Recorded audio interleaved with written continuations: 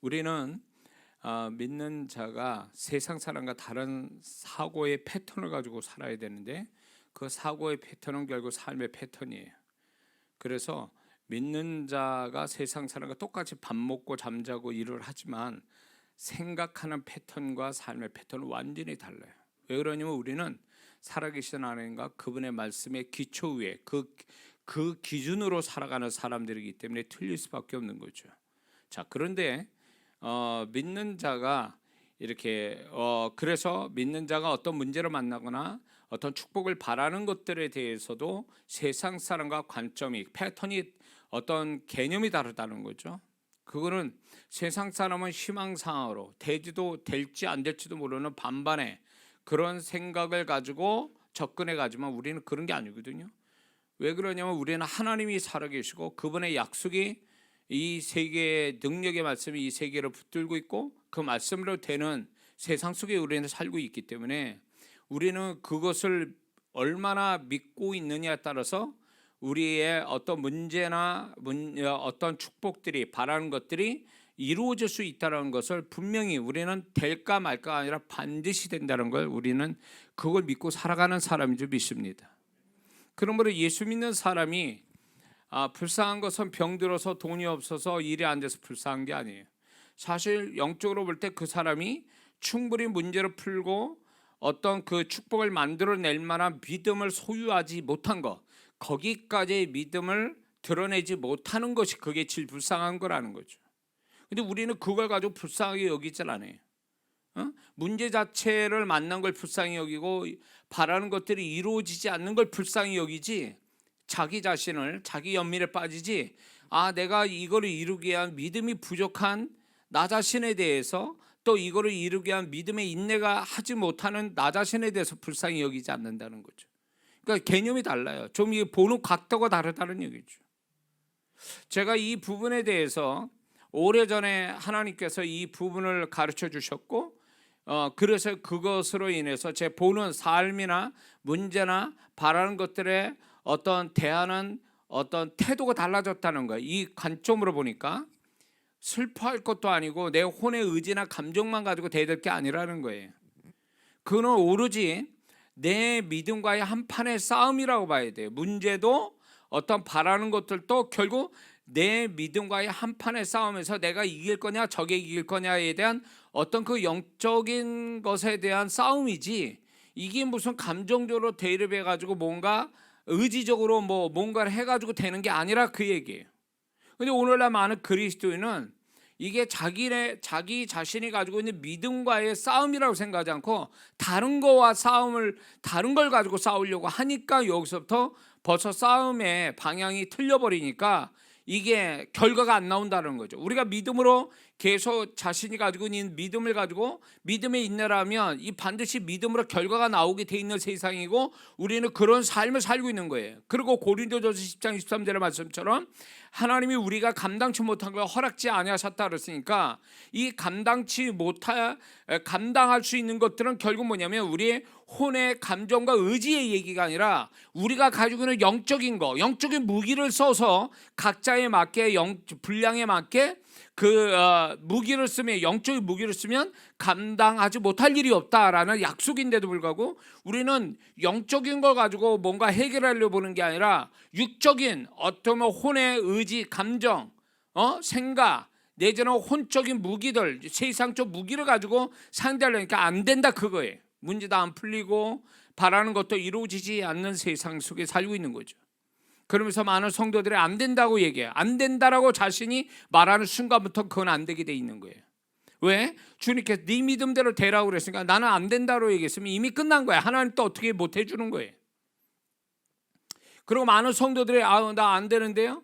그러놓고 하나님 도와달라고 그래요. 자기가 안 된다고 그러는데 무슨 하나님의 도우심이 어떻게 오냐 말이에요. 이미 우리의 믿음을 통해서 역사하는데 믿음의 통로가 막혔는데 무슨 하나님이 어떻게 역사해요. 뭘 가지고 역사한다는 거예요 도대체. 그러니까 자신은 믿음을 충분히 작은 믿음이라도 하나님이 일하실 수 있는 믿음을 드러내고 표현하는 그게 계속 진행되고 있어야 그게 있어야 하나님이 그걸 타고 역사를 하시는데, 작은 믿음마저도 나는 할 수 없습니다, 못합니다 이렇게 딱 단정 줘버리니까 하나님도 일할 방법이 없는 거예요. 근데 많은 성도들 왜 하나님 나한테 일을 안 해주십니까? 왜 나한테 역사 안 하십니까? 이래요. 본인이 믿음을 믿음을 없애버렸는데 하나님은 뭘 가지고 역사한다는 거예요. 그러니까 많은 성도들이 나는 그냥 뭔 짓을 하고 나는 뭐라고 그래도 하나님은 나를 역사하실 거야. 누가 그렇게 얘기해요? 그렇게 역사 안 해요. 구약은 행위를 가지고도 축복을 받지만 신약에서는 그거 가지고 역사하는 게 아니란 말이에요. 행위만 가지고 역사하는 게 아니란 말이에요. 신약에는 행위 플러스 믿음이라는 걸 하나님이 강조하시고 믿음으로 풀 수 있는 삶을 조정해 놨는데, 세팅해 놨는데, 믿음을 안 쓰는데 무슨 그 믿음의 역사가 어떻게 와요? 기껏 그 사람한테는 행위의 축복밖에 없는 거예요. 근데 그 행위가 내가 바라는 만큼의 어떤 축복이냐 기적이냐 그게 아니라는 거예요. 또 그러니까 믿음을 쓰지 않으면 그 사람은 그만큼 손해를 보는 거예요. 믿음을 그렇게 쓰지 않으면, 믿음을 안 나타내면 하나님의 역사할 방법이 없다라는 거예요. 그게 다 하나님 책임일 수는 없는 거예요. 하나님이 우리에게 믿음을 주시면서 네 믿음대로 데려가실 때는 이미 하나님의 하시는 그 역사를 우리의 믿음에다 전가를 해준 거예요. 믿음에다가 이양해 준 거란 말이에요. 그러면 나는 충분히 그만한 어떤 믿음을 쓸 만한, 써야 되는 어떤 책임이 있고 의무가 있고 권리가 있는 사람인데, 그걸 쓰지 않으니까 하나님 또 어떻게 할 방법이 없다는 거예요. 근데 많은 성도들은 그걸 착각하고 있어요. 자기는 마음 믿음 안 갖고 가만히 있어도 하나님은 알아서 나를 어떻게 해주신다? 성경에 어떻게 돼 있어요? 그렇게 말씀하십니까? 아니거든요. 그러니까 여기서부터 성도들이 하나님의 말씀뿐만 아니라 하나님을 모르니까 이런 태도로 신앙생활하는 거예요. 그러니까 하나님도 답답해하시고 안타까워하시는 거예요. 그러니까 믿음을 표현해야 되는데 믿음을 안 쓰니, 무슨 하나님은 믿음을 통해서 역사하시는데 믿음을 쓰지 않으니까 하나님도 일할 방법이 없는 거예요. 그래서 예수 믿는 사람은 우리가 좀 더 단단해지고 담대해져야 될 게 뭐냐면, 하나님은 계셔요. 근데 하나님을 이렇게 생각해야 돼요. 내가 믿음 쓰는데 그분이 나를 지지하고 인정해 주시고 보증해 주신다. 내 믿음을 쓰기를 기뻐하시고 나는 내 믿음을 쓸 때 하나님이 인정하시고 보증하신다.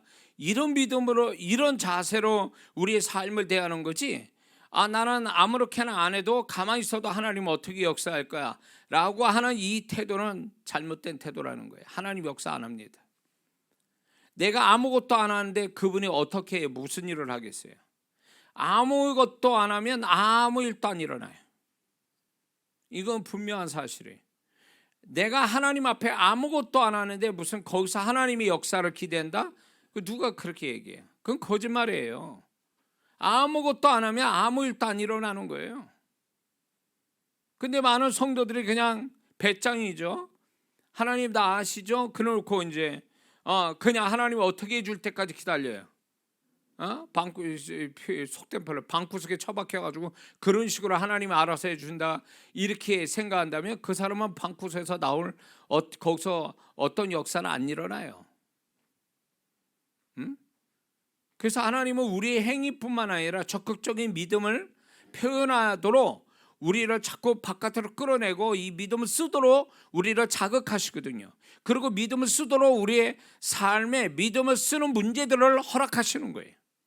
근데 이 믿음을 쓰지 않으면 결국은 믿음으로 풀어야 될 게 안 풀어지면 그거는 계속 미제로 남는 거예요. 그냥 해결되지 않는 문제로 남고, 그 믿음을 풀어야 기적이 오고 축복이 오는데 믿음을 안 푸니까 그거는 완전히 거기하고 담쌓게 되는 거죠. 그렇게 되면 자연히 내 삶은 그만큼 축소가 되는 거예요. 축복이나 모든 하나님 손길이 그만큼 축소된다는 걸 우리는 알아야 됩니다. 그래서 우리가 올바른 태도는 뭐냐? 내가 문제를 가지고 있습니다. 어떤 바라는 것들이 있어요. 그런데 그게 잘 안 돼요. 객관적으로 볼 때도 그게 잘 안 돼요. 안 될 뿐만 아니라 꿈쩍도 안 해. 그럴 때 우리는 이렇게 생각해야 돼. 너 사람들은 그거 안 되는 거야. 그러니까 포기해.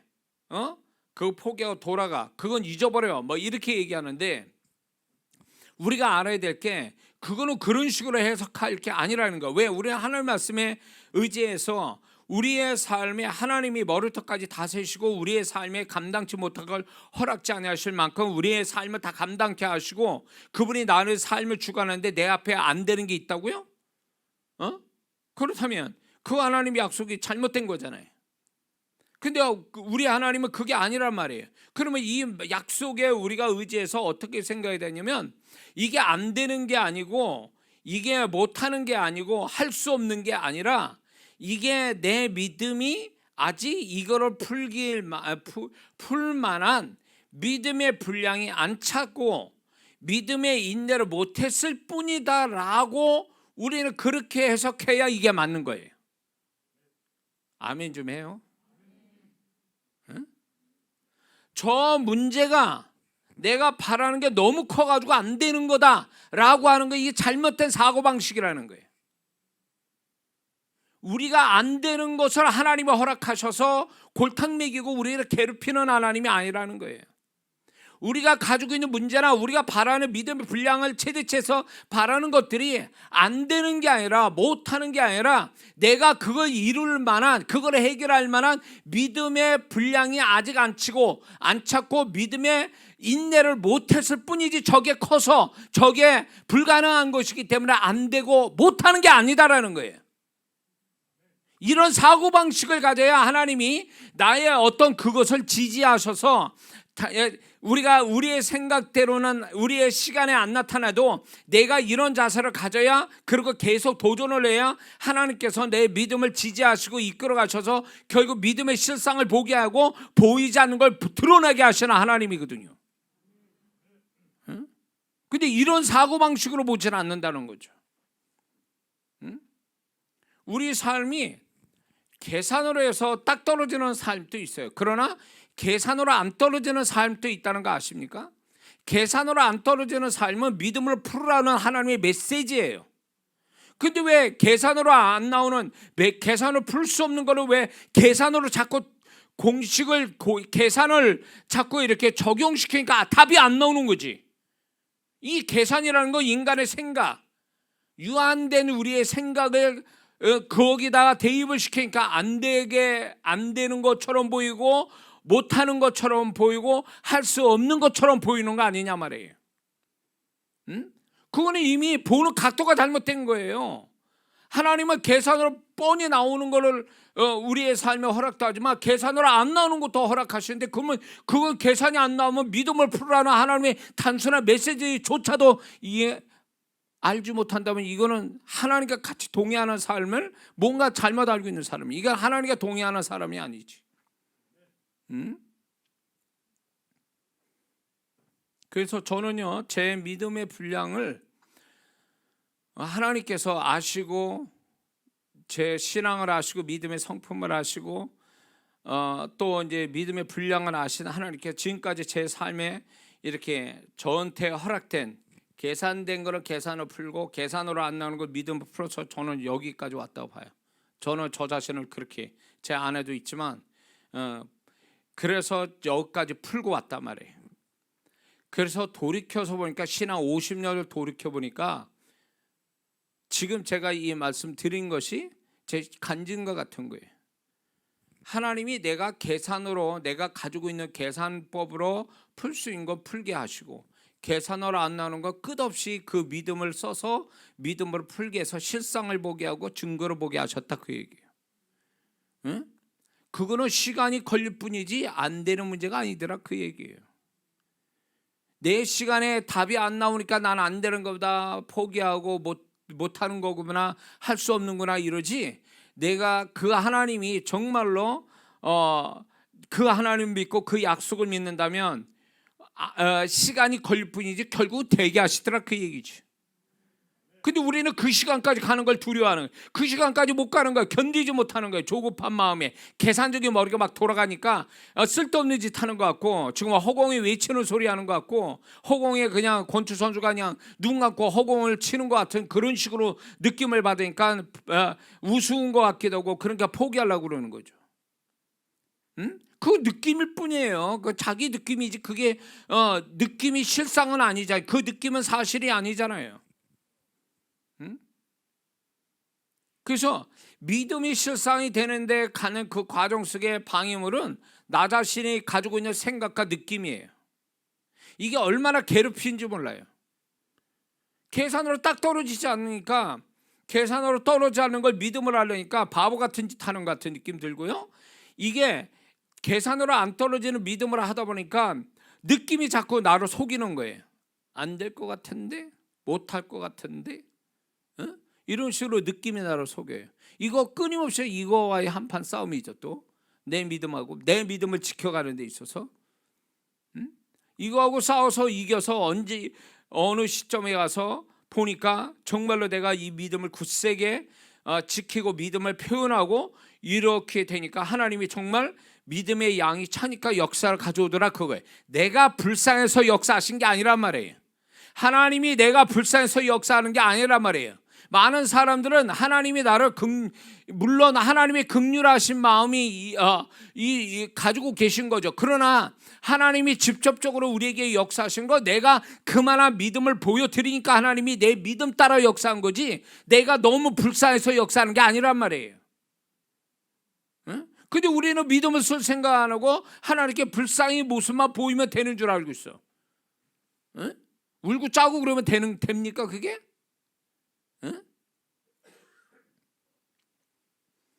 제가 어려운 문제를 딱 가졌을 때 처음에는 혼적으로 감정이 격해지니까 슬퍼하고 절망도 되고 괴로워하고 막 이래요. 그래가지고 그런 마음 가지고 그래도 하나님께 가까이가 하나님의 은혜를 구하고 하나님의 손길을 구하면서 기도를 이렇게 하는데 언젠가 어느 시간부턴가 그분이 내 혼적인 감정을 통제시키고 내가 그런 마음 갖는 그런 감정을 갖는 것을 하나 쓸데없는 거라는 것을 나중에 알게 하면서 내 감정을 통제시키더라고요. 그래서 그게 네 방해하는 거야. 네가 그게 네 방해. 그러니까 나중에는 시간이 흘러가니까 이게 슬퍼할 일이 아닌 거예요. 처음엔 슬픈 일인데 세상 사람 봐도 슬프고 좀 괴로운 일인데도 불구하고 나는 더 이상 이게 시간이 가니까 성령께서 내 감정을 잡아주셔서 슬픈 일도 아니고 괴로운 일도 아니에요. 지나면서 뭐가 생기냐면 오기가 생기는 거예요. 믿음의 오기지 이거는. 그래 내가 여기서 이렇게 있다가 내가 이렇게 타격을 맞아서 슬퍼하고 좌절하고 괴로워하는 게 나는 이게 지는 모습이다. 이 문제 앞에 내가 지는 거다. 그러니까 언제부터 눈물이 사라지더라고요. 눈물이 사라지고 슬프고 낭망되고 이런 마음도 사라지더라고요. 그리고 마음이 좀 단단해져. 그 속에 계속 있으면서 마음이 단단해지면서 이거를 냉정하게 대하더라고요. 내가 가지고 있는 문제를 냉정하게 대하는 거예요. 근데 그 냉정한 마음이 결국은 믿음을 푸는 거예요. 그래서 믿음을 쓰는 데 있어서 걸림돌 되는 걸 성령께서 다 처리해 가시는 거죠. 그래서 믿음에 집중해서 결국 믿음으로 역사를 보게 하시는 하나님의 섭리를 제가 자주 보거든요. 그래서 만약에 여러분들이 믿음으로 문제를 풀고 바라는 데 있어서 계속 그 혼적인 감정이 나를 계속 괴롭히고 있다면 그 성령의 통제를 못 받아서 그래요. 성령의 통제를 받으면 반드시 처음에는 인간이니까 그럴 수 있는데 시간이 갈수록 그 마음을 통제를 해주신다는 거예요. 그게 방해가 되니까 그 혼적인 생각과 감정들이 나를 방해하니까 이거를 성령께서 계속 잡아가시는 거예요. 그래서 나중에는 어떤 생각이 야 이게 내가 사람인가? 왜? 그 문제 앞에서 내가 감정이 없어지는 거예요. 없어지고 오로지 나는 이거를 내 영적인 싸움의 대상자라고만 인식이 되니까 전쟁터 가는 사람이 무섭고 두려운 마음, 슬픈 마음 가지고 전쟁을 치릅니까? 그렇지 않잖아요. 전쟁을 치르는 사람이 그런 감정 가지고 전쟁을 치르다 금방 죽죠. 그게 아니잖아요. 전략을 가지고 어떻게든지 죽지 않으려면 적을 이겨야 되니까, 죽여야 되니까 그런 어떤 담대한 마음 가지고 전쟁을 치르는 거잖아요. 그거 똑같아요. 이 문제도 하나의 나에게 영적인 문제야. 영적인 가해자로서 나는 피해자 입장이지만 나는 이겨야 돼라는 이 개념으로 싸우는 거죠. 그러다 보면 나중에는 이제 이 영적인 싸움을 해야 된다는 것이 결국 보면 이 문제값, 저희가 이제 내가 단어를 이렇게 만들었는데 문제의 영양값이라는 게 있고 내 믿음의 분량값이라는 게 있어요. 이거와의 한판 싸움이에요. 내 믿음의 분량값과 문제의 영양값, 이 두 가지가 충돌이 나면서 누가 이길 건가? 이긴 자의 결과가 나올 거라는 거죠. 믿음의 분량, 내 믿음의 분량값이 문제의 영양값을 넘치면 문제는 해결되는 거고, 내 믿음의 분량이 모자라 가지고 문제의 영양값이 넘치면 나는 그 피해를 입는 거고, 계속 이런 거죠. 그러니까 그런 개념으로 보는 거예요. 그래야 그 싸움에서, 영적 싸움, 믿음과의 싸움에서, 문제와 나의 믿음과의 싸움에서 끝까지 그 싸움 끝까지 가지, 감정이 물러 터져가지고 이렇게 있으면 중간에 다 자빠지고 없어져 버려요. 안 돼요. 응? 그러니까 성령께서 마음을 단단히 잡아주시는 거죠. 응? 그러니까 혼적인 생각과 감정이 들어가면 이미 그 사람 싸움에 진 거예요.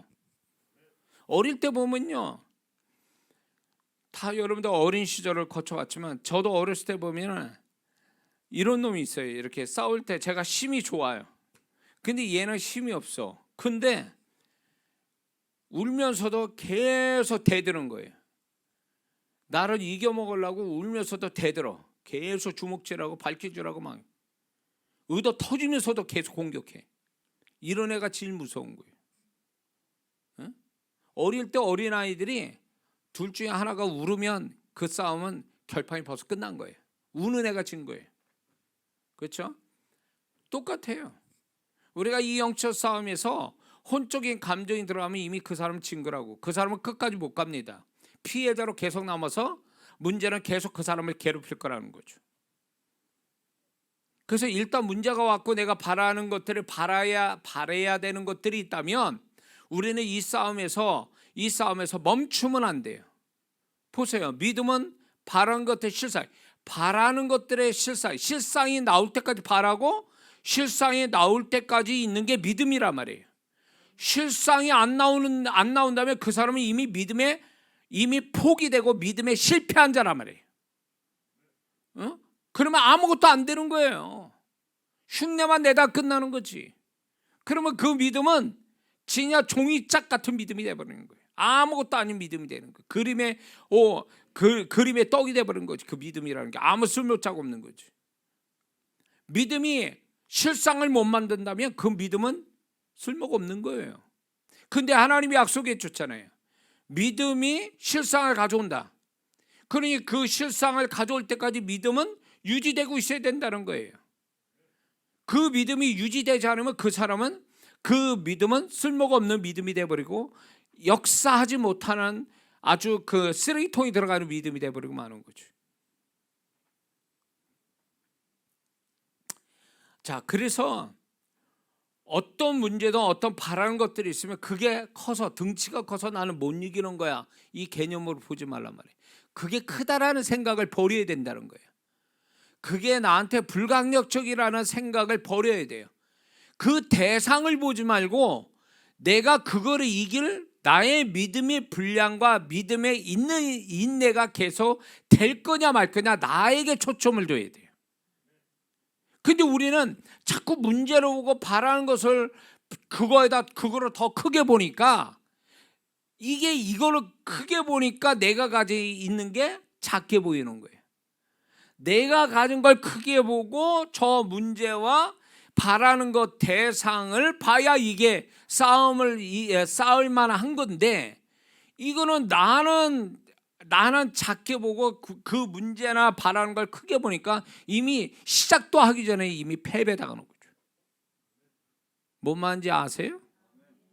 그러니까 문제로 보지 말라고, 그거를 크게 보지 말라는 거예요. 그걸 크게 보면 이미 그 사람은 문제의 객관적 능력보다 내가 더 크게 볼 가능성이 있어요. 왜냐하면 우리의 감정과 우리의 그 착각된 생각이 대상을 크게 보게 돼 있어요. 문제라는 걸 더 크게 보고 바라는 것들을 객관적인 것보다 더 크게 보게 돼 있어요. 그러니까 이게 객관성을 잃어버리니까 내가 가진 게 더 작게 보이는 거예요. 그러니까 보는 어떤 그 객관성을 잃어버리게 된 거예요. 그래서 우리가 문제를 만나거나 바라는 게 있다면, 저도 그렇지만 우리 성도들한테 그런 문제가 있으면 꼭 이 얘기를 해요. 먼저 그걸 작게 보세요 이러거든요. 큰 것도 작게 봐야 돼. 무게가 무거운 것도 가볍게 보라고 이렇게 얘기해야 돼. 그래야 싸울 만한 거지. 이게 다윗이 골리앗이 싸울 만하니까 지금 싸우는 거잖아요.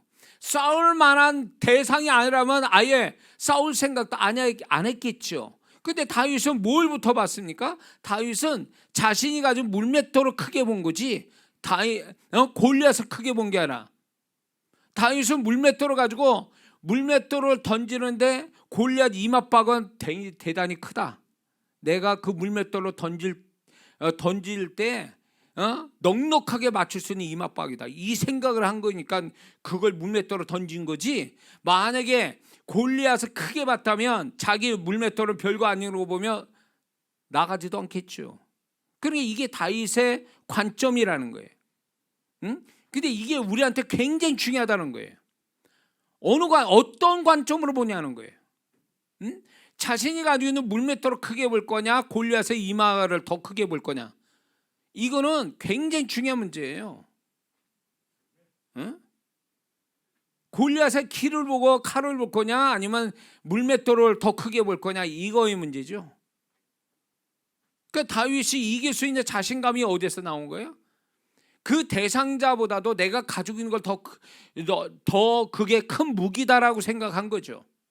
그러니까 우리가 그런 태도를 가져야 이길 수 있는 거지, 저 상대방을 더 크게 보면 이미 진 거예요. 게임이 처음부터 진 거라고. 그렇게 시작하면 이미 심리적으로 밀리고 있는데 무슨 거기서 뭘 이겨? 지게 돼 있다고.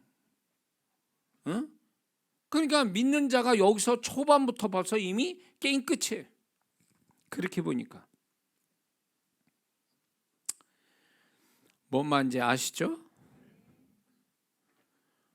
이 모든 것들이 진짜 행위, 기본적 율법적 행위, 이건 가지고 있어야죠. 교회 다니고 뭐 이제 다 그런 거 있지 않습니까? 기본적 신앙생활, 이 행위라는 게 신앙 행위, 이건 기본적으로 가져야 되고, 우리는 또 하나의 무기를 가져야 될 게 믿음이라는 거죠.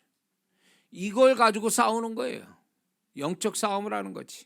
그래서 문제와도 싸움이지만 하나님은 우리의 마음에 소원을 불어넣어 주셔서 뭔가 바라는 걸 있게 하시잖아요. 그 바라는 것이 있기 때문에 우리는 바라는 것을 이루기 위해서 또 몸부림치는, 이것도 한 판의 싸움이란 말이에요. 문제와의 싸움과 이 바라는 것들과의 싸움의 양상은 달라. 본질은 다르나 싸운다는 데는 같은 개념이죠. 그러면 이 싸움에서 뭘로 이길 거냐 할 때 우리는 오로지 믿음으로 이겨야 된다, 그거죠.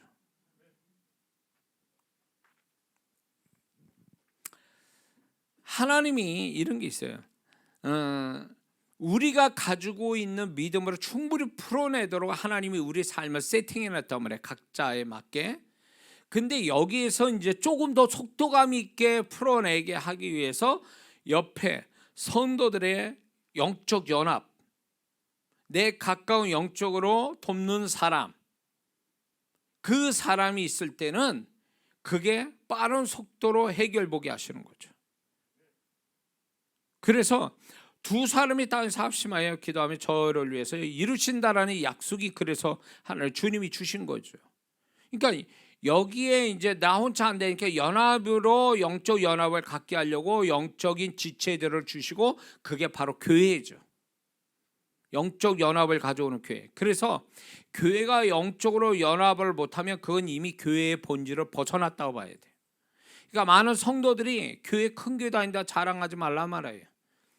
큰 교회 다니면 뭐 하냐고. 나 혼자 다니는데 아무도 날 관심 갖지 않고 아무도 나를 위해 기도해주고 아무도 나와 영적 교제를 하지 않는데 그 큰 교회 다닌다는 게 무슨 복이냐고 그게.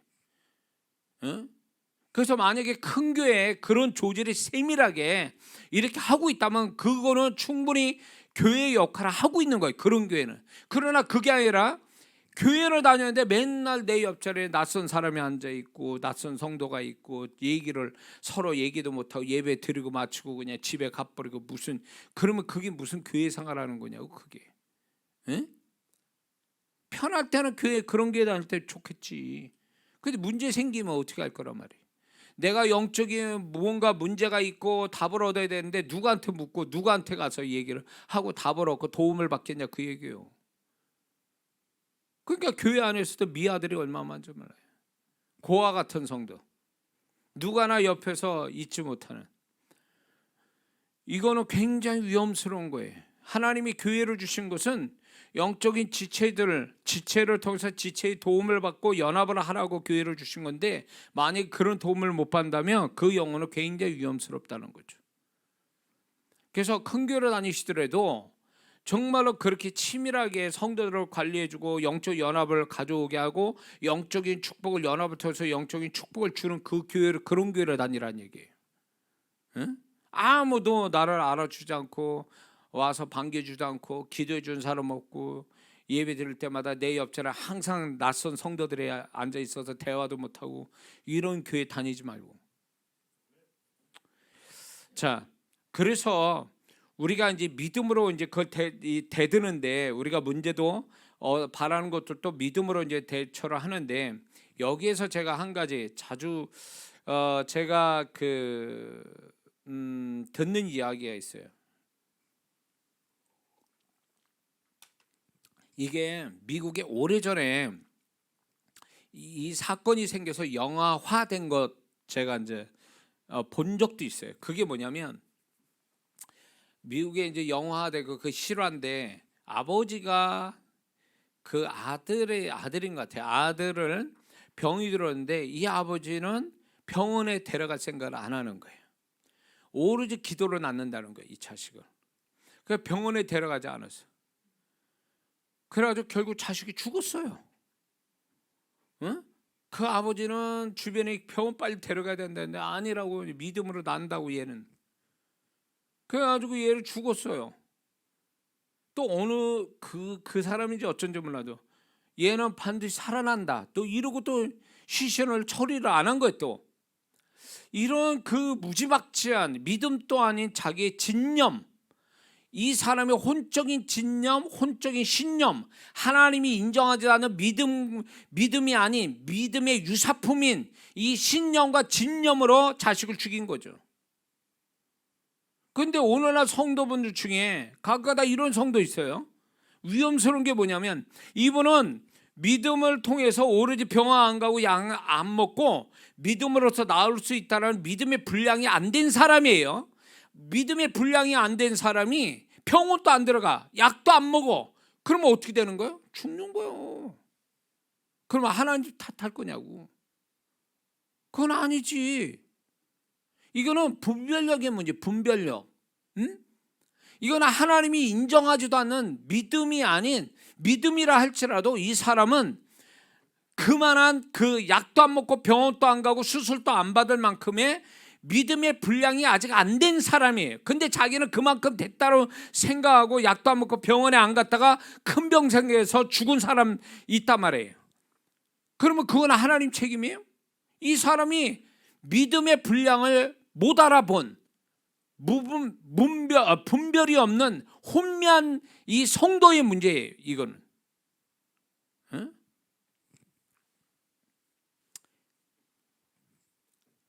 그러니까 이런 사람들이 얼마나 가까운데 이런 성도 보면 참 안 됐기도 하고 이거는 분별의 문제죠. 그러면 꼭 병원을 안 가고 약을 안 먹고 그냥 기도로 나야 그거는 믿음이고, 약 먹고 병원 가서 의사한테 진단받아 수술받는 건 믿음이 아니라고 생각하는 이 잘못된 사고방식을 갖고 있는 성도들이 있어요. 이건 잘못된 거예요. 응? 자기가 완전히 아무것도 안 먹고 기도만 해서 하나님의 믿음을 통해서, 기도의 믿음을 통해서 나을 수 있다면 그 사람은 그만한 믿음의 분량이 된 사람이에요. 그러나 딱 봐서 안 될 것 같다, 이게 안 되는 것 같으면 약 먹고 낫는 것도 믿음이에요. 의사의 수술을 통해서, 손을 통해서 낫는 것도 또 하나의 하나님이 역사하시는 하나의 통로고, 그게 또 하나의 믿음이란 말이에요. 근데 왜 이거는 믿음이라고 생각하지 않고 이거를 쓰고 약을 쓰고 의사를 만나 수술 받으면 그 죄라고 생각하고 이건 불신앙이라고 생각하는 이런 성도들이 가끔가다 있단 말이에요. 이건 위험한 거예요. 잘못 알고 있는 거예요. 잘못 알고 있는 거지. 응? 이런 건 있어요. 의사 만나봐도 답이 안 나고 약을 먹어도 효과가 없을 때 오로지 이거는 기도해서 믿음을 통해서 역사를 봐야 되는 거다 라고 한다면 믿음을 써야죠. 그때는 그런 믿음을 써야죠. 원색적인. 그러나 그게 아니라 다 쓸 수 있는 방법이 있는데도 그걸 쓰지 않는 채 탈이 나면 이 사람 책임이지 하나님 책임이 아니에요. 이 사람이 믿음이 그만한 믿음이 안 된 걸 자기가 착각해서 그만한 믿음이 된 걸로 착각하다 봉변당한 거죠. 사단은 이걸 속이는 거예요. 우리 믿음을 쓰지 못하게 하는 것도 사단의 전략 안에 들어가 있지만, 믿음을 또 무지막지하게 착각을 일으켜가지고 거품 믿음을 갖게 해가지고 이 믿음을 쓰게 해서 완전히 또 봉변당하게 하는 것도 사단의 전략 속에 들어가 있어요. 그래서 분별을 잘해야 돼요. 이거 응? 분별을 잘해야 된다고. 응? 또 이런 분이 있어요. 이게 분별력이 문제인데 이 세상이 너무 갈수록 혼미해지니까 우리 성도분들도 혼미해지는 것 같아서 좀 안타까운 부분이 있는데, 이제 가끔가다 그런 사람이 있어요. 목사님, 내 딸 시험 봤는데 어느 대학을 가야 될까요? 이렇게 저한테 묻고 있어요. 아니, 내가 점쟁이냐고. 동쪽으로 가야 귀인 만난다고. 뭐 이렇게 얘기해 줘야 되는 거야 도대체? 대학에 이 자그마한 연못이 있는 대학을 가야 그 대학이 맞다, 이렇게 얘기해 줘야 되는 거야? 그럼 연못 있는 대학이 뭐 어느 대학이 있을까 이렇게 찾아봐야 되는 거요? 이거는 말이 안 되는 거예요. 이거를 그렇게 하나님께 계시받아서 될 문제냐고. 점수에 맞춰서 학교 가면 되는 거지. 이걸 무슨 묻고 뭐 이게 뭐 하나님은 어디로 가라 이렇게 해서 될 문제냐고. 그러니까 상식을 쓰고 계산을 써야 될 거는 안 해.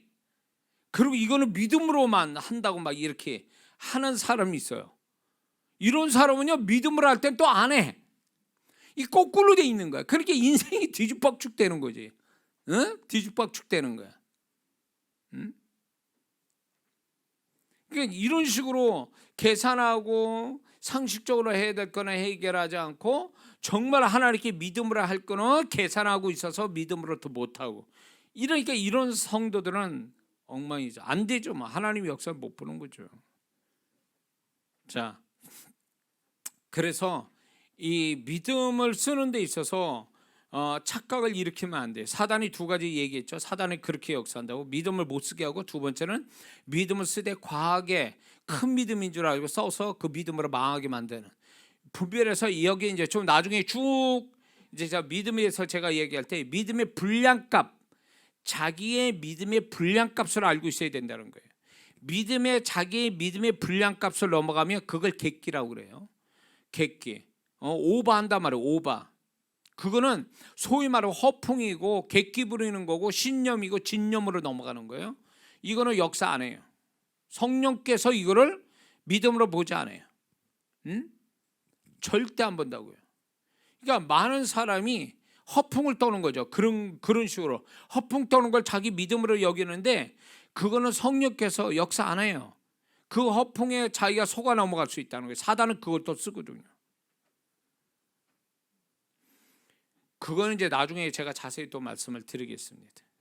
자, 그래서 이게 자신의 믿음의 분량을 모르니까 그 지경이 된 거거든요. 근데 자 보세요.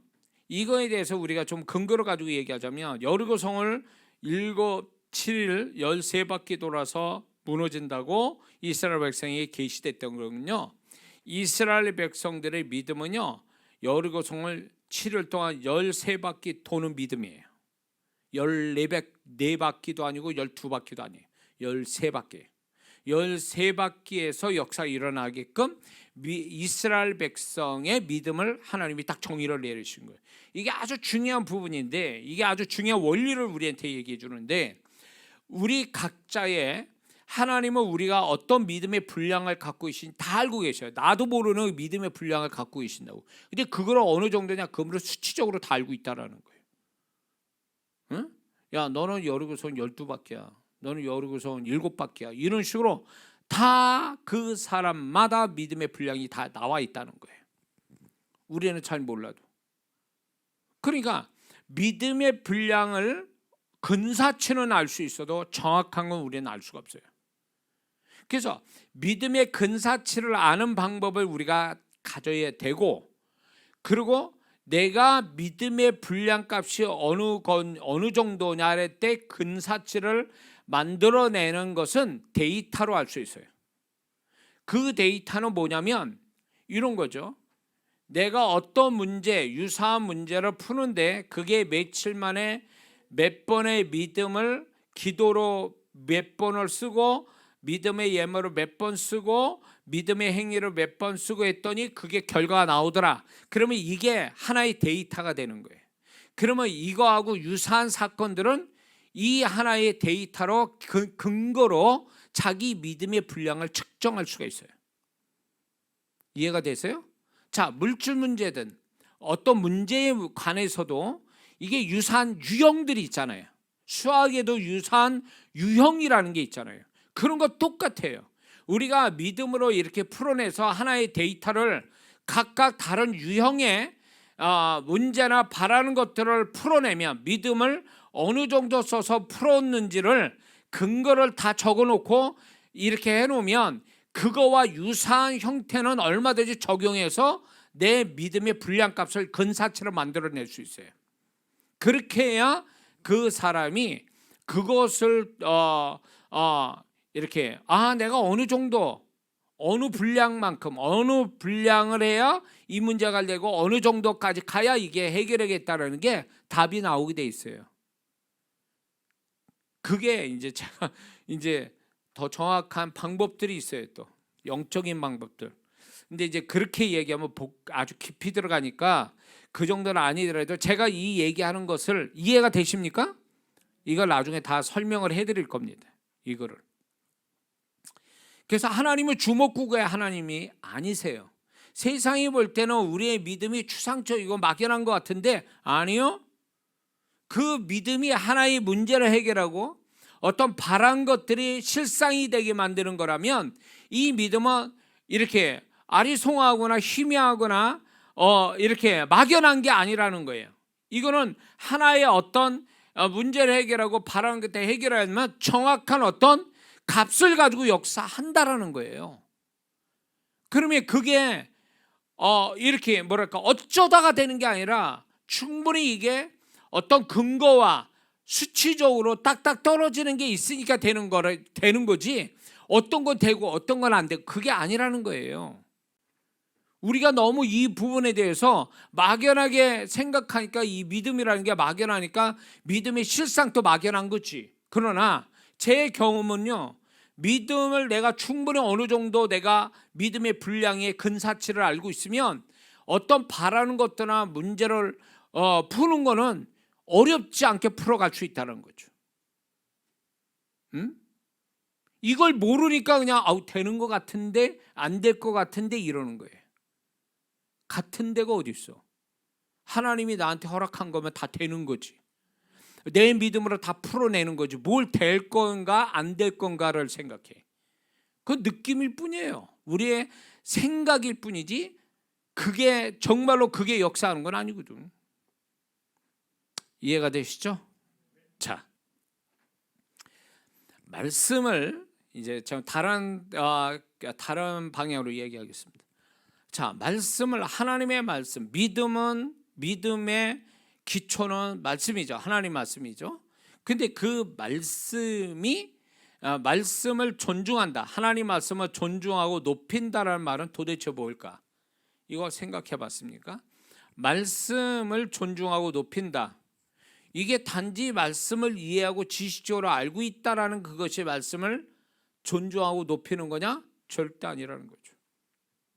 말씀을 높이고 존중한다라는 것은 결국 그 말씀에 대한 믿음을 갖는 것이 말씀을 높이고 존중하는 거예요. 믿습니까? 말씀은 이해되고 지식으로 아는 걸로 끝나는 것이 말씀을 높이는 게 아니라 그 말씀을, 그 차원, 한 차원 높은 말씀을 믿는 것, 이것이 말씀을 높이는 건데, 자, 말씀에 대한 믿음은 두 가지 믿음으로 나타나게 됩니다. 그거는 내적인 믿음과 외적인 표현된 믿음, 이 두 가지로 나타나게 돼 있어요. 자, 그래서 말씀을 높인다는 건 말씀에 대한 믿음을 갖는 건데, 이 믿음은 두 가지 형태가 있다. 내적인 믿음과 외적인 믿음인데, 내적인 말씀에 높이는 믿음은 어떤 형태로 나타나냐면, 그 하나님의 말씀을 통해서 하나님을 경외하고 신뢰하고 사랑하는 마음을 갖게 된다면, 이게 말씀에 대한 믿음을 가진 자요, 믿음을 가진 자가 말씀을 높이는 것이라는 거예요. 이해가 어렵습니까? 자, 하나님의 말씀을 내가 높인다는 건 결국 하나님의 말씀에 대한 믿음을 통해서 하나님의 존재를 그 하나님을 더 신뢰하고 하나님을 더 경외하고 그 하나님을 사랑한다면 이 사람은 하나님 말씀을 높이는 자가 되는 거다, 이 얘기예요. 이해가 됐어요? 그래서 십계명을 두 계명으로 하나님이 함축하여 말씀한 게 뭐였습니까? 613개의 그 율법을 10계명으로 줄이고 10계명이 2계명으로 줄였습니다. 뭐예요? 결국은 하나님을 사랑하고 이웃을 사랑하라는 것, 이게 율법의 정신이잖아요. 율법이 뭔가 하라 하지 말라, 결국 그게 하나님을 높이는 것은 행함뿐만 아니라 그 행함보다 더 높은 차원이 뭐냐면 행함을 통하여 하나님을 사랑하는 것, 그게 하나님의 율법을 높이는 거예요. 그게 하나님이 율법을 주신 목적이고 하나님의 율법을 주신 뜻을 아는 자인 거죠. 근데 바리새인 서기관들은 그걸 몰랐던 사람들이죠. 행함으로 자기 의를 삼은 것으로 여겨서 그게 하나님이 율법을 주신 목적을 잃어버린 사람들이잖아요. 하나님의 말씀을 우습게 만든 자들이죠. 자기 소유물로 삼은 거죠. 자기 의로. 그래서 우리가 지금 하나님의 말씀을 높인다는 얘기는 말씀을 통해서 하나님을 더 경외하고 신뢰하고 사랑한다면 그게 하나님 말씀을 높이는 자라, 그거예요. 오늘날 하나님의 말씀을 안다는 자들이 이상한 짓 하는 사람도 많잖아요. 응? 이상한 짓 많이 하잖아요, 이단들이. 그 자들이 하나님 말씀을 높인 자들입니까? 그 이단들이? 성경을 창세부터 요한계시까지 신구약이 짝을 이룬다 그래가지고 별 지네들 멋대로 조작을 해가지고 조립해가지고 사람들을 호리고 혼미하게 만드는, 그게 말씀을 높이는 겁니까? 그것들은 말씀을 높이는 게 아니에요. 하나님을 완전히 모독하는 거 아니에요? 그들이 성경을 몇백도 몇천도 칸들 그 말씀을 통해서 그 자신이 하나님을 사랑하고 하나님을 경외하고 하나님을 신뢰하는 자가 됐냐 말이에요. 그게 안 됐으면 그 사람은 하나님 말씀을 높이는 게 아니라는 거예요. 응? 결국 하나님의 말씀을 높이는 것은 행위로서 드러나는 것뿐만 아니라 마음에서 하나님을 향한 태도, 하나님을 향한 관계, 이것이 수준이 높아질 때 하나님 말씀을 높인다라는 뜻입니다. 결국 이게 내적인 믿음을 갖게 하는 거예요. 내적인 믿음이 하나님에 대한 생각을 더 깊게 크게 높게 갖게 하는 거죠. 이게 말씀을 높인다는 거예요. 두 번째, 말씀을 높인다는 거 외적인 그 믿음을 표현하는 거예요. 표현. 그러니까 내적인 믿음에서는 하나님을 높이는 거고, 외적인 데서는 믿음을 표현하는 거예요. 그 말씀 그대로 맞다로 해서 어떤 형태로든 믿음을 표현하는 거예요. 이 표현된 믿음, 이게 결국 하나님의 말씀을 높이는 거라는 거예요. 그러니까 표현되지 않는 믿음은 그거는 하나님을 높이는 것도 아니고 그거는 실제의 믿음이라고 볼 수도 없는 거예요. 응? 근데 많은 성도들이 착각하는 게 뭐냐면, 자기는 믿음이 있다고 그러면서 행함도 없고, 믿음이 있다고 그러면서 그 믿음대로 어떤 표현하지 않아요. 그 믿음을 표현하지 않아요. 말만 하고 있어. 말만. 응? 이거는 결국은요, 하나님의 말씀을 높이는 게 아니라 속이고 있는 거죠. 하나님을. 말씀에 대해서 자기를 속이고 있는 거예요, 스스로. 그래서 많은 성도분들이 말로만 신앙생활하죠. 말로만. 그래서 11절 하면 제가 돈 낼 때가 많아서요, 다음에 할게요. 아니, 말씀을 안 되매, 말씀을 믿는다며, 응? 약속을 믿는다며. 그러면 해야지. 뭔 일이 있어도 해야지. 근데 못한다고? 그건 말씀을 안 믿는 거지. 안 믿는 건 뭐예요? 하나님 말씀을 우습게 하는 거지. 결론은 그렇게 나는 거예요. 응? 그러니까 오늘날 성도분들이 일부 성도겠죠. 착각하고 있어요. 자기는 말씀을 잘 이해하고 말씀을 잘 아니까 나는 믿음 있는 사람과 말씀을 높이는 줄 알지만, 실상에 가보면 내면에는 하나님 사랑하는 마음도 없고 표현하는 믿음도 없고, 그냥 머릿속에서나 자기 스스로 착각에 빠져서 신앙생활하고 있는 거지. 에? 그게 거품이에요. 거품. 아무 쓰잘데 없는 거품 신앙이고 거품 믿음이에요. 근데 이게 알고 있다, 이해하고 있다, 알아듣고 있다, 이것이요, 이 사람을 교만하게 만드는 거예요. 교만하게 만든다고. 제가 성경 공부하고 성경 구절 안다 그래가지고 그거 가지고 앉아서 목사님 설교 판단하고나 있고, 끝나면 성도들 판단하고 있고, 행하는 건 없어. 머리만 돌아갈 뿐이야. 이게 무슨 믿음이에요, 이게? 안에나 하나님 말씀, 하나님을 사랑하는 것도 없고, 또 그 믿음이 있다고 표현하는 것도 없고, 행동으로. 근데 그게 무슨 믿음이 있다고 그래요? 이건 잘못 알고 있는 거예요. 믿을만 하니까 믿는 게 아니잖아요, 우리는. 믿을만 하니까 믿는 거예요, 우리가? 아니잖아요. 믿을 수 없는 걸 믿는 거잖아요, 지금. 우리가 죄인이고 우리가 지옥 간다는 걸 믿을만 하니까 믿는 거냐고. 지옥 봤어요, 우리가?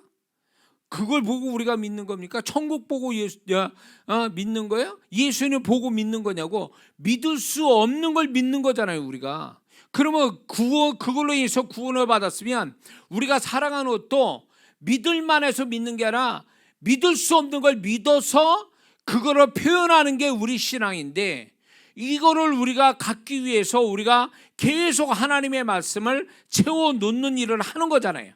그래서 말씀이 많이 채워진 자는 믿음의 분량이 커서 거기에 맞게 또 하나님 사랑하고 믿음의 행함이 또 있고, 이렇게 되는 건데, 이런 것이 정상적인데, 이게 말씀을 안다면서도 말씀을 아는 거와 믿는 건 다른 거예요. 그러니까 그런 사람은 뭐라고 얘기하냐면, 당신은 말씀을 아는 자요, 믿는 자가 아니라고, 이렇게 얘기해요. 그리고 그런 사람도요, 나는 말씀을 아는 자지 믿는 자가 아닙니다, 이렇게 솔직히 고백해야 돼요. 근데 아는 거와 믿는 걸 이꼴시킨 사람들이 있어요. 그래가지고 그걸 가지고 교만한 사람들이 있다, 그 얘기예요. 그러면 세상에 머리 좋고 대학 교수 되는 분들이나 신앙 좋은 사람이라 얘기 듣지, 나이 드신 분, 그 한글도 겨우 아시는 그런 분이 하나님 말씀을 액면 그대로 믿는 사람은 우습게 보는 거 아니에요? 그러니까 이게 믿음의 어떤 개념이 잘못되어 있는 사람들이 많아요. 아는 걸 믿는다라고 얘기해요. 아니요, 아는 거와 믿는 건 다른 얘기라고.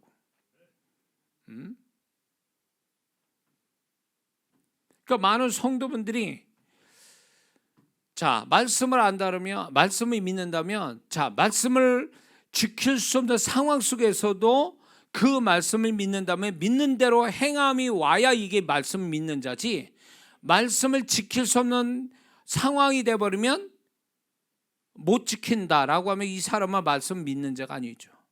그냥 말씀을 아는 자예요. 성경 몇 장 몇 절에 무슨 말씀이 있더라, 응? 그런 것만 아는 거지 그게 무슨 말씀 믿는 거예요. 그러니까 많은 오늘날 성도분들이 말씀을 아는 거와 믿는 거를 구분을 못하고 말씀을 믿는 게 아니라 아는 거 가지고 자기는 다 알았다 이렇게 생각하는 사람들이 있어요. 말씀은 아는 걸로 끝나는 게 아니라 믿어야 비로소 말씀의 능력이 나타나고 말씀의 맛을 알게 되고 말씀의 그 말씀을 지키는 자가 되는 거지, 말씀을 아는 자가 말씀을 아는 자가 아니란 말이에요. 예? 자, 그래서 우리 신앙이 이렇게 믿음이라는 거는 내적인 믿음도 있지만 그 내적인 믿음으로 끝나지 않고 그건 외적으로 표현되게 돼 있다 이거예요. 우리 믿음의 본성은요. 그래서 표현되지 않는 믿음은 믿음이 아니다. 그거는 가능성의 내면의 가능성의 믿음이지 그게 실제로 역사하는 믿음은 아니다. 그러나 그 사람이 믿음의 안에 말씀을 통해서 믿음이 있다면 그 사람은 어떤 식으로도 하나님은 그 믿음을 실상이 되게끔 드러나게 하신다. 그래서 드러나야 비로소 그 사람이 내적인 믿음이 어느 정도 있다라는 걸 증명하는 거다 그 얘기예요. 그래서 증명되지 않는 믿음은 믿음이 아니다. 그거는 자기를 속이는 거다. 그래서 말씀을 많이 아는 사람이 그 말씀이 증명시키지 않으면 그 사람은 아는 말씀을 진짜 지식으로 아는 거지 말씀을 믿는 사람이 아직 안 됐다라는 걸 얘기하는 거예요. 자, 뭔 말인지 이해가 되십니까? 예. 그래서 우리는 하나님의 말씀을 계속 반복해야 되지만 하나님 말씀이 되도록이면 성령의 감동을 쫓아 말씀을 이렇게 말씀을 대하는, 그리고 눈으로 보는 걸로 끝나는 게 아니라 소리로 듣는 훈련을 하게 되면 훨씬 더 말씀의 강도가 내 안에 쌓여서 그 강도 있는 말씀이 믿음을 만든다라는 것을 우리는 잊지 말아야 될 줄 믿습니다. 그래서 말씀을 이렇게 알기 위해 뭐랄까 이해가 돼야 되겠죠. 그러나 말씀이 단지 지식적으로 아는 차원에서 그 개념으로 성경을 대하면 잘못되는 거다. 그래서 우리 성도 중에 누가 간증을 했어요. 제가 가르치는 대로 방언을 먼저 하고 성경을 보냈더니 훨씬 더 그 말씀이 믿어지고 훨씬 더 입체적으로 와닿다라고 얘기를 해요. 그러니까 그렇게 대하는 자가 말씀이 똑같이 들었어도 강도 있게 듣는 사람이 훨씬 더 같은 말씀, 같은 분량의 말씀을 들어도 믿음이 쌓이는 강도가 다르다는 거죠. 사람마다. 자, 제가 전에도 얘기했지만 말씀이 내 안에 내적으로 이렇게 말씀이 믿음으로 영적인 믿음을 만드는데 이건 보편적 믿음을 얘기할 수 있습니다. 보편적인 믿음이라고 표현할 수 있고요.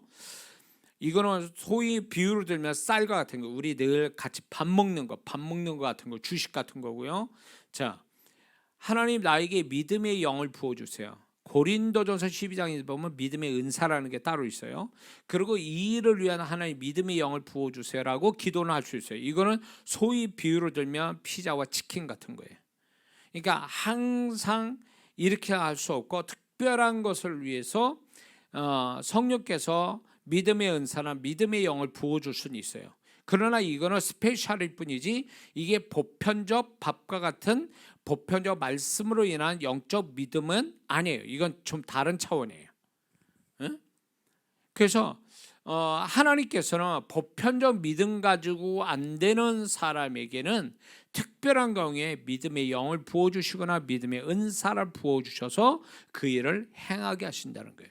이것이 대표적인 게 뭐냐면 감동이라는 거 있죠. 성령의 감동. 어느 분이 이제 감동을 받아가지고 뭐 헌신을 한다고 막 이러는데 제가 그런 분한테 꼭 얘기합니다. 일주일 기도하세요. 혼적인 감정인지 영에서 온 성령의 감동인지 두 가지를 구분하세요. 한 일주일 동안. 그러면 일주일 동안 이 부분의 헌신에 대해서 기도를 하게 되면 혼의 감정에서 나온 감정은 기도할수록 소멸될 것이고 성령의 감동을 받은 것은 기도할수록 더 뜨거워질 겁니다. 그래서 일주일 후에도 그 감동이 남아있다면 그거대로 하세요. 이 감동은 결국 무엇을 얘기하냐면 어떤 특별한 경우 이 사람에게 어떤 특별한 역사를 주시기 위해서 스페셜로 믿음의 영을 부어주시거나 믿음의 은사로 부어줄 때 감동이라는 거 오는 거예요. 그럴 때 이 사람은 평상시 영적 믿음, 말씀을 통한 영적 믿음 가지고 못한 거는 어느 순간에 그거를 믿음의 영과 믿음의 은사를 확 해버리는 거예요. 그 왜 하나님이 이렇게 하시냐 이 방법을.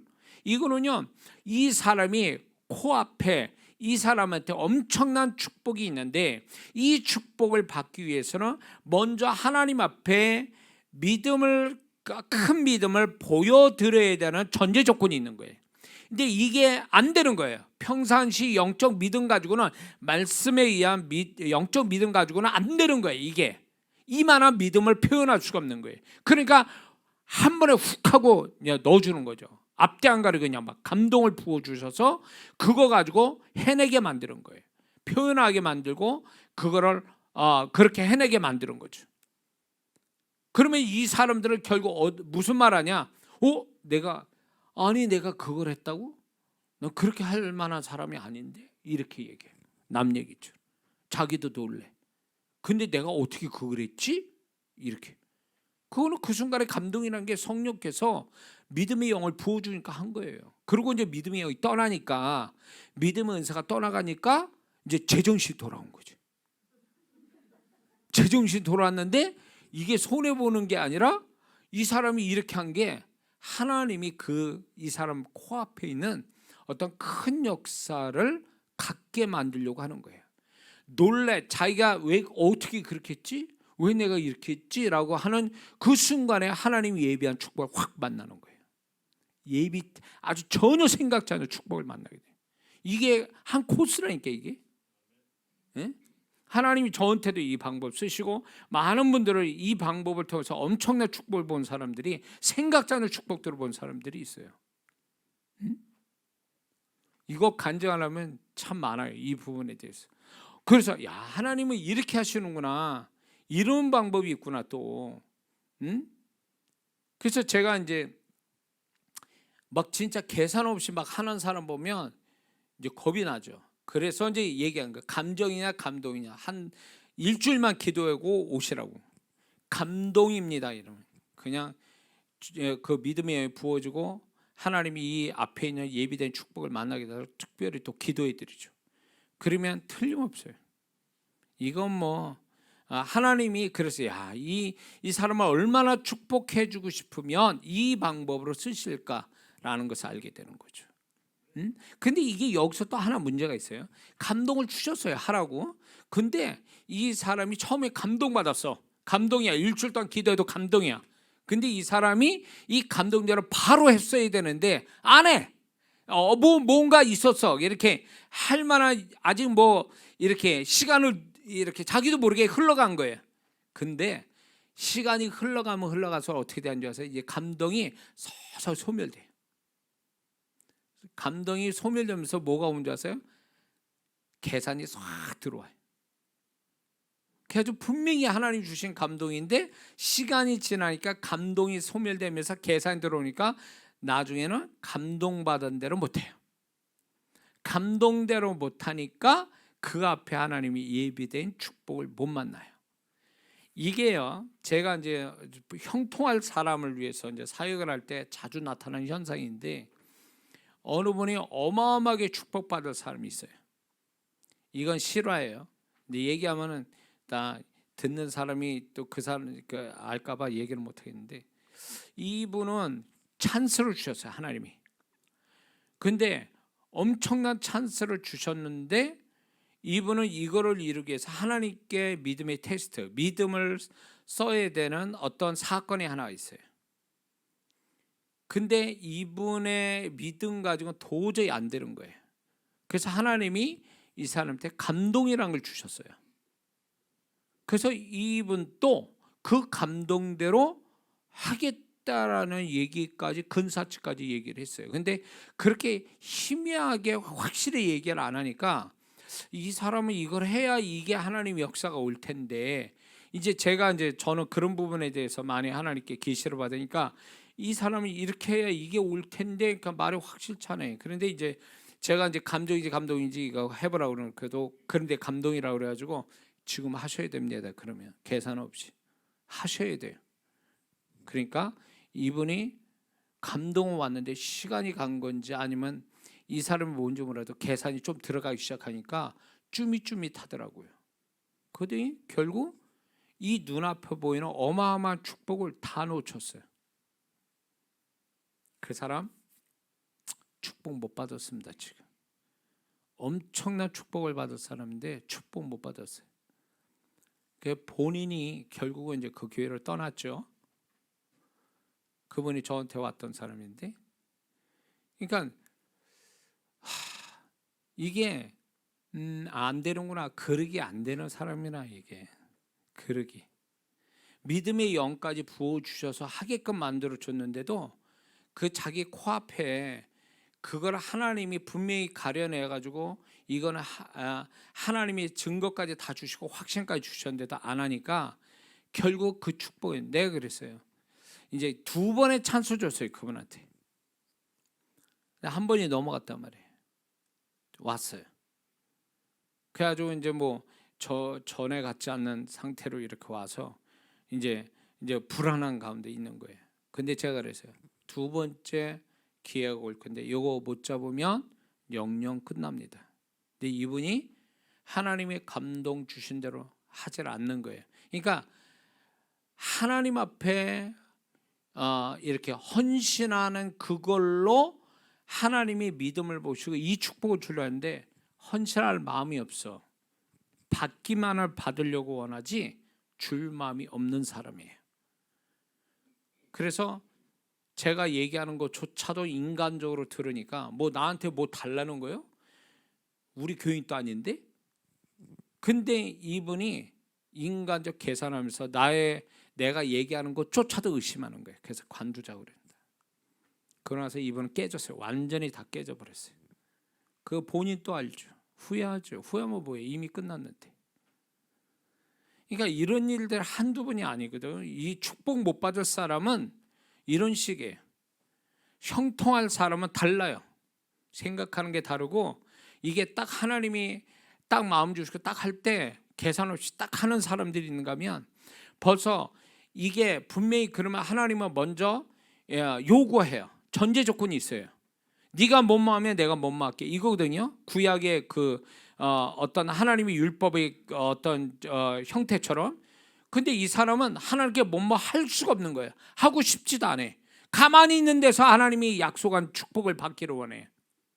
안 되죠.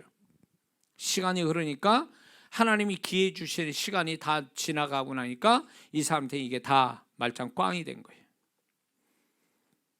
이런 경우 있어요. 제가 사역 속에 이걸 계시해 주는 사람이 있어요. 앞에 거를 계시해서 너 지금 이거 해야 돼라고 계시해 주는 사람이 있는가 하면, 이 축복이 크다 보니까 하나님이 저한테 얘기하시고 너 그거 말하지 마라, 이걸 하라고 얘기해라, 그냥. 이런 사람도 있어요. 이걸 하면 그 다음에 얘기하라는 거예요. 왜냐하면 왜 그러실까 그랬더니 깨닫게 하시는 게 이거예요. 이거를 만약에 순전한 하나님을 향한 믿음을 가지고 하나님 사랑해서 하는 자인가 아닌가를 테스트하고 계시는 거예요. 만약에 이 사람이 앞에 축복을 얘기했으면 이 사람의 헌신은 소위 말하면 계산적인 게 될 수도 있으니까 하나님이 이 사람이 순수한 헌신을 받기 원하고 축복해 주려고 뒤에 축복을 얘기 안 하시는 경우가 많아요. 근데 이걸 눈치를 못 채는 거지. 이 아까 처음 얘기한 그분도 그거예요. 하나님이 어마어마한 축복을 이 코로나 상황에 다 문 닫는 사업이고 뭐고 다 문 닫는데 이분만큼은 이 코로나 때문에 복 터지게 생긴 일인데도 이 양반은 자기 손에 쥐는 걸 놓치라는 거예요. 부자 청교자로. 그래서 이것도 다 날아가 버린 거지.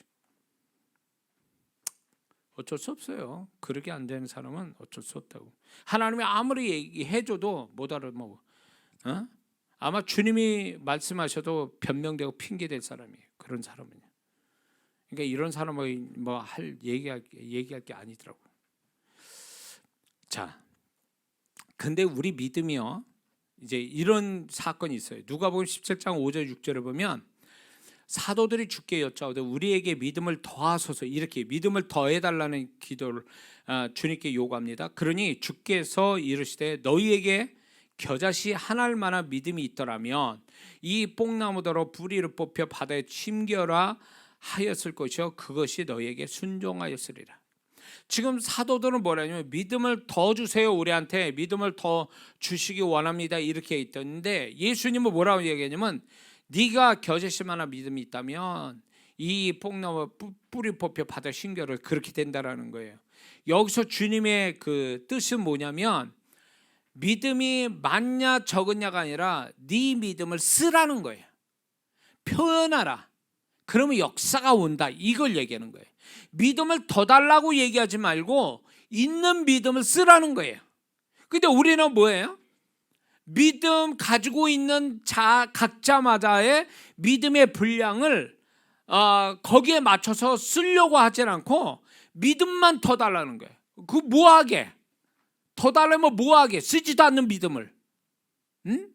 쓰지도 않는 믿음은 부도난 수표와 같은 거예요. 써야 그 믿음이 역사해요. 그러니까 겨자씨만한 작은 믿음이라도 써야 그게 역사가 오는 거지, 믿음을 더 달라서 믿음을 내장하고 있는 것이 그게 복이 아니다, 그 얘기예요. 이해가 되세요? 그러니까 주님의 말씀은 그거예요. 믿음을 표현하라. 믿음을 써라. 믿음이 많이 채우는 게 중요한 게 아니라 믿음을 쓰는 게 더 중요한 거다, 이 얘기예요. 더해달라는 소리 하지 마라. 네가 믿음을 쓰면 그 믿음 쓴 것이 역사를 가지고, 여기서 또 한 가지 우리가 알아야 될 건 믿음을 쓰면 그 믿음이 쓴 것만큼 또 커진다는 거죠.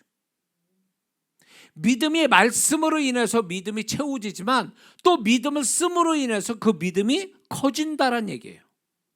그래서 믿음을 자꾸 쓰면 쓸수록, 말씀 받고 믿음을 쓰면 쓸수록 그 사람이 믿음의 실상을 보게 되면 그만큼의 믿음의 분량이 많아지는 거예요.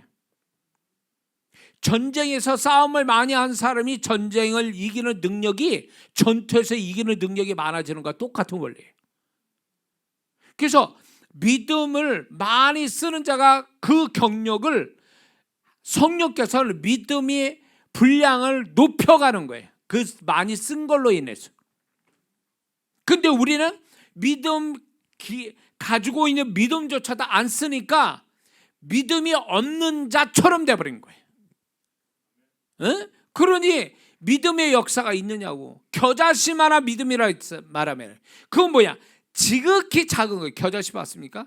지극히 작은 믿음이라도 써야 그게 역사가 오는 거지. 쓰지 않으면 아무리 큰 게 있어도 큰 믿음이라도 소용이 없다. 내면에 큰 믿음이 있으면 뭐하냐고. 써야 그게 역사가 오는 거지.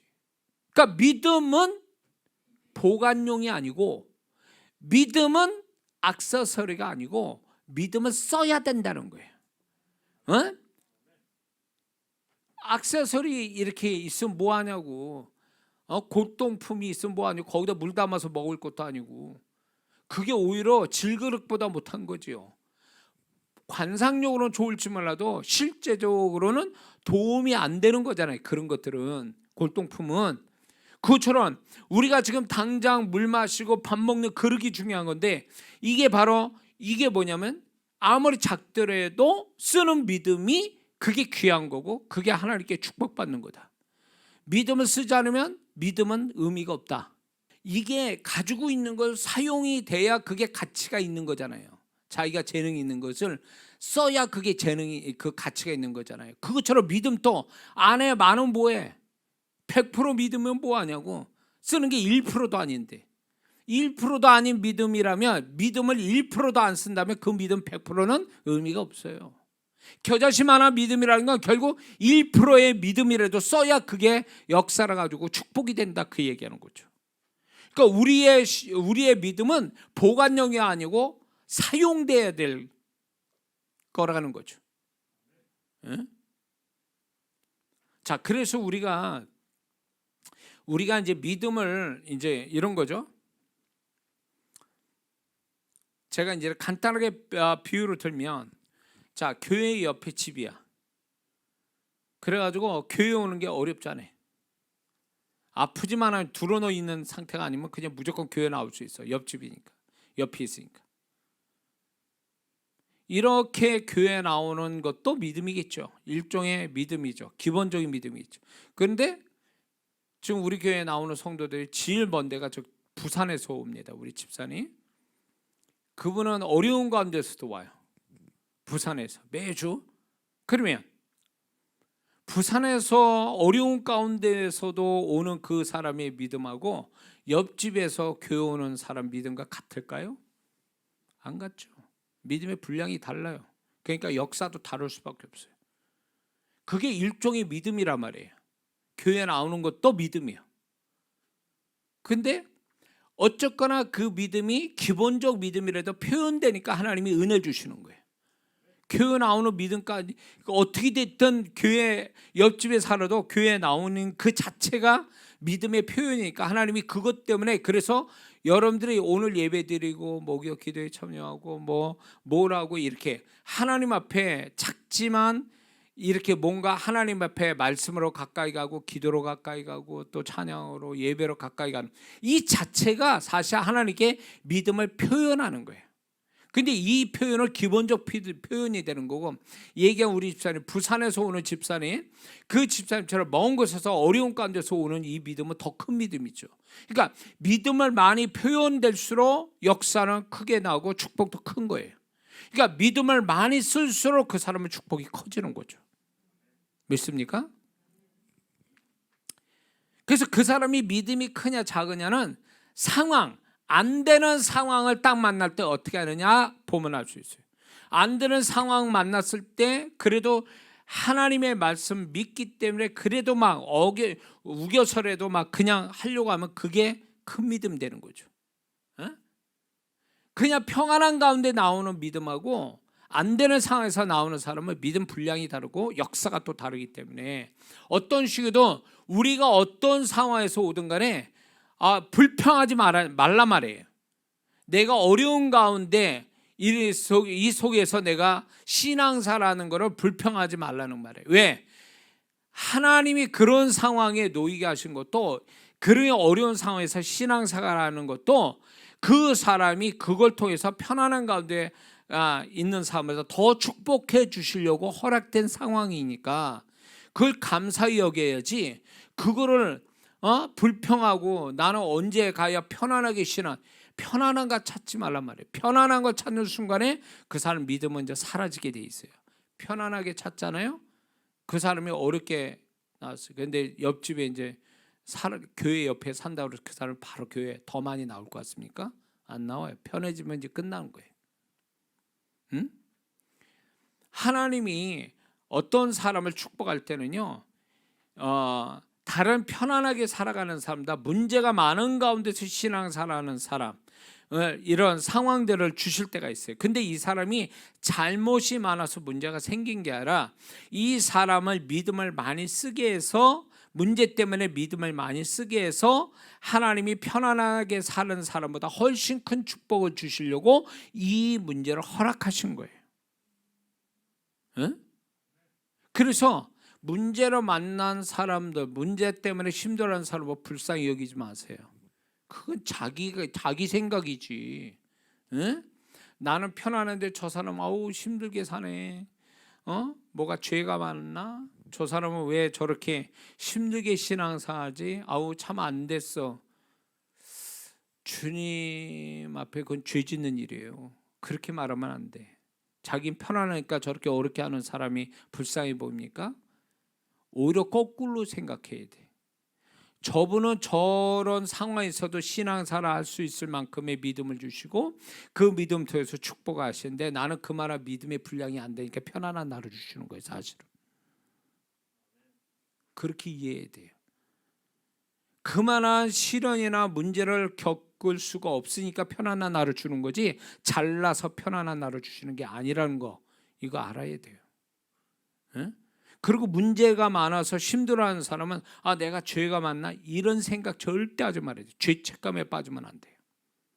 그렇게 생각하지 말고 하나님이 나의 믿음을 욥과 같이 인정하셔서 이걸 극복할 줄도 아시는 내 믿음으로 이 문제를 극복할 줄 아시기 때문에 허락하셨다. 나를 인정해 주셨다. 이 고난을 이길 수 있는 자이기 때문에 내게 이 문제를 허락해 주셨다. 하나님이 나를 인정하셨다. 욥과 같이 나를 인정해 주셨다. 이것 때문에 믿음으로 감사해야 돼요. 응? 이건 틀림없는 얘기예요. 응? 그래서 하나님께서 제가 제 삶에도 왜 다른 사람은 아주 쉽게 하는데 나는 매번 어려워. 다 어렵게 가는 거예요. 막 덜그덕거리고 가고. 남들은 빨리 가는 것 같은데 나는 그 사람보다 몇 배 느리게 가는 거예요 또. 그러니까 이게 도대체 내가 하나님께 무슨 죄가 많아서 그래서 금식기도 하면서 얼마나 회개도 많이 했고 얼마나 많이 했는지 몰라요. 하나님 도대체 뭡니까? 내가 얼마나 조상이 얼마나 죄를 많이 져서 얼마나 내가 회개를 해야 되며 왜 내가 뭔 죄가 이렇게 많아가지고 내가 이르겠냐고 그렇게 항의한 적도 있어요. 근데 하나님의 마음을 주시는 게 결국은 내가 죄가 많아서가 아니에요. 그래서 제가 욥기서 1장을 보고 욥기서 마지막 장을 보면서 하나님이 욥을 하나님이 사단 앞에서도 인정했잖아요. 그가 경외하고 하나님을 얼마나 잘 섬기는지를 사단 앞에서도 자랑할 만한 자니까 허락된 고난이었다라는 걸 보면 우리가 죄가 없는데도 만나는 어려움과 고난과 어려움은 결국 내가 못나서 잘못해서 죄가 많아서가 아니라 내가 너 이거 다 극복할 줄 나는 알아. 네가 이런 거 다 이겨내서 나를 높일 줄 알기 때문에 너한테 허락한 거야. 이런 거예요. 그러니까 이거를 확신을 못 가졌을 때는요. 죄책감에, 열등감에, 좌절감에, 또 뭐 우울감에 막 미치겠더라고요. 에? 그런 마음이 나를 너무 괴롭혔어요. 사는 게 사는 것 같지는 않더라고요. 에? 그런데 하나님께서 아니다. 네 생각하고 내 생각이 다르다. 그래서 하나님께서 저를 이런 생각을 바꿔주면서 저를 힘있게 만들어 주신 거예요. 내적으로 나는 죄책감에 엄청 빠졌던 사람이거든요. 열등감, 죄책감에. 근데 하나님께서 이렇게 그분의 마음을 이렇게 말씀을 통해서 또 주님과 소통을 통해서 그분의 마음을 알게 되니까 이제 거기에서 벗어나게 된 거예요. 이 착각 속에. 그러면서 주님 앞에 더 내가 그분 앞에 내가 더 진실하게 나올 수 있고 그분이 나를 그렇게 대하여 주신다는 것에서 위로받고 힘을 받게 됐어요. 나를 인정해 주셔서 이걸 허락된 일이구나. 그래서 믿었던 게 뭐냐면 욥과 같이 갑절의 축복은 반드시 하나님이 나에게도 주실 것이다. 그래서 제 설교에 제 설교 매니아분들을 많이 아주 열심히 듣는 분들 보면 사실 제 설교는 책상머리에서 앉아서 만든 설교가 아니에요. 제 삶의 제일 힘든 그 과정 속에서 하나님이 가르쳐 주시고 내가 그 속에서 발견된 것들, 깨달은 것들을 얘기하는 것들이 많거든요. 그래서 일종의 간증과 같은 얘기들이 많아요. 그러니까 많은 분들이 저와 같은 어려움 속에 상황은 달라도 그런 어려움 속에 있는 분들이 공감을 하는 이유가 거기 있어요. 그래서 제가 오늘날 많은 성도분들을 위로하고 또 하나님의 메시지를 전하게 된 것도 결국 그런 과정 속에 나의 생각을 버리고 주님의 생각을 받아들였을 때 비로소 그게 맞다라는 걸 하나님이 나중에 다 증명시킨 거죠. 자, 그래서 우리가 가지고 있는 말씀을 통해서 믿음을 자라고 또 말씀이 이제 표현하면서 믿음이 자라고 또 그럴 때 믿음이 나에게 믿음이 살아있다라는 걸 증명하는 거거든요. 그렇게 함으로 인해서 그래서 우리는 믿음을 속으로 감춰두고 보관해 두는 게 아니라 자꾸 표현해서 믿음이 자라고 믿음이 살아있게 만들고 믿음이 역사하게 만드는 그런 사람으로 성장되어야 될 줄 믿습니다. 그래서 우리가 지금까지의 믿음의 잘못된 생각들을 다 버리고 우리가 정말 주님이 원하는 믿음을 가지고 믿음의 역사로 보는 우리 모두가 되어야 될 줄 믿습니다. 기도하겠습니다.